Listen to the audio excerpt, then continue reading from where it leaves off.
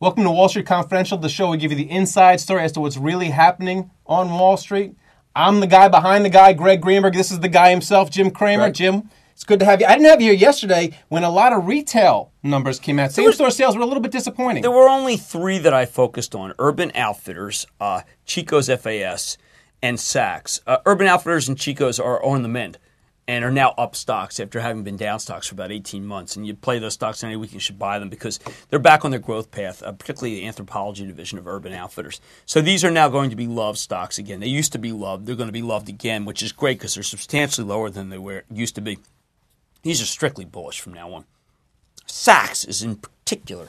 Major changes going on. I'm speaking Did very well. Yeah, I'm speaking at a Bear Stearns conference next week. I have to emphasize Saks because the street is not a believer in Saks. UBS puts out a piece, kind of classic bad research, where he keeps his sell on the name but raises numbers. That is antithetical. That's basically betting against yourself. That's like saying, look, I really believe that I totally believe that Southern Illinois is going to take it all, and that's exactly why I'm betting on Wisconsin. Counterintuitive. Yeah. Whatever you want to call Yeah. it. Either way, just plain wrong. But it seemed like the high end did okay, but there were some worries, especially in your Costco's, your BJ's. Walmart didn't do that well, but Target did fine. You gotta go in there and just buy Costco with both hands. They obviously changed their return policy, and so the future's going to look better than the past. It reminds me of JCPenney at 77.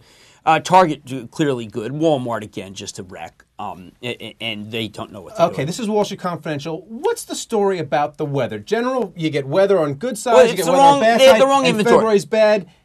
No, not bad. They didn't have the right merchandise. They thought for sure that. I mean, maybe they believed Gore. Maybe they believed like a global warming thesis.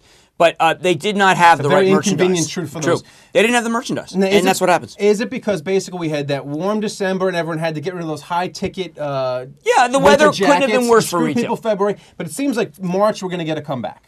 Well, because and that helped JCPenney, which is a stock that I think you like. Well, they're now in shed. Obviously, the colder part of March doesn't help, but because they don't have any inventory to match this. But this is like the sun will come out tomorrow. The spring will be here, and they'll have the right merchandise.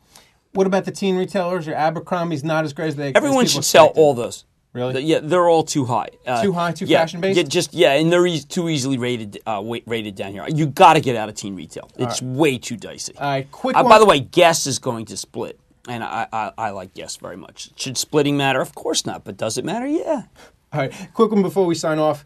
Chips. Nat Semi says the worst might be behind us, just like Analog Devices did. Well, it's the analog part. And that's why Linear's Linear's right, Microchip's right, Nat Semi's right, Texas Instruments right. For a trade only, this is the wrong season to own these.